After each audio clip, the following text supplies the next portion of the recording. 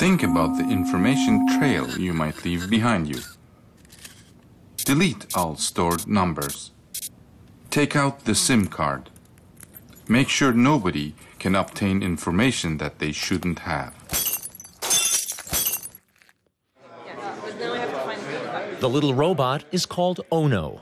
He helps human rights activists navigate safely through the digital world. We used animation because we wanted to find a way to get people engaged in the issues. Something short, something that would allow people to, perhaps pass it around between each other, and something that makes technology a bit more accessible to people. Tactical Tech trains human rights activists and public interest organizations in digital security issues around the world. Their newest project involves animated films like this one having its German premiere in Berlin. I work for Global Voices as advocacy director, which is a global initiative to help activists, cyber activists, access information or disseminate information online. I work for Transparency International, and I run a program on protecting anti-corruption advocates. And digital security is important because, if you are trying to fight corruption, you are going to be using very sensitive information. The issue of digital security has become an important one for the activists. But taking precautions isn't always enough. The cyber criminals often manage to stay one step ahead. That's what happened to the human rights organization Survival International. Their online campaigns for minority rights reach a large audience worldwide. Survival's website was attacked. Our server went down and we had to take our page offline. It was really harmful because we could no longer publish our data. Survival International has been cyber-attacked 12 times. The last time was on October 28, 2010. The week before, Survival International had published a cell phone video taken in the Indonesian province of West Papua. This is one of many videos and photos which show soldiers committing human rights violations.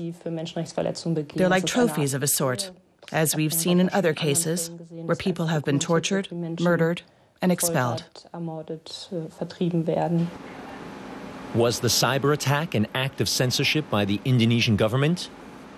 Survival International believes it may have been. But in most cases, the attackers are never identified. They use hijacked computers to launch their attacks. There have been a series of examples, a large number of cases in which human rights organizations and NGOs have been attacked. Even when the hackers are identified, human rights organizations have little recourse against the attackers. Although there is a Council of Europe Convention on Cybercrime, thus far only 29 European countries have ratified it. There's also the problem that the criminals immediately disappear to a country that doesn't support the convention. And without a global agreement, there are limits as to how well we're able to address the problem. But not all human rights activists are in favor of increased state monitoring and control. For them, the technology has both positive and negative aspects. Digital media seems to be something that's giving us great freedoms in terms of people publishing information and getting access to that, but at the same time, it's exposing people in different ways. For example, we saw in Burma a few years ago during the Saffron Revolution that photographs were being taken that were letting the rest of the world know that there was protests going on and there was violence around those protests, but at the same time those photographs had images of people in that were being used against them. And so technology has kind of an increasingly double-edged sword. The digital world is making the work of human rights organizations more dangerous. But as the Tactical Tech animated films prove, creative use of new technologies also presents new opportunities. To survive in this digital world, we have to learn its ways.